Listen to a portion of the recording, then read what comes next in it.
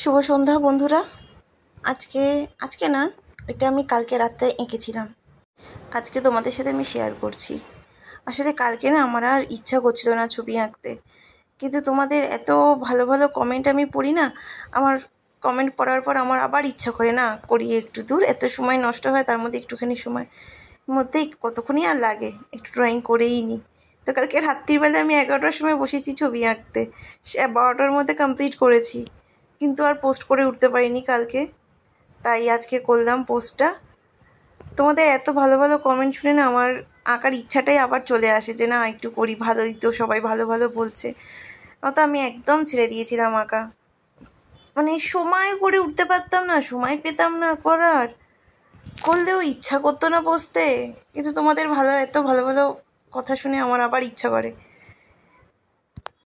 সবাই জানিও আজকের এই সিনারিটা কীরকম হয়েছে। অনেক কষ্ট করেই করেছিলাম আমি রাত্রিবেলা বসে বসে। মা, তোমার ছবিটা খুব সুন্দর হয়েছে। তাই?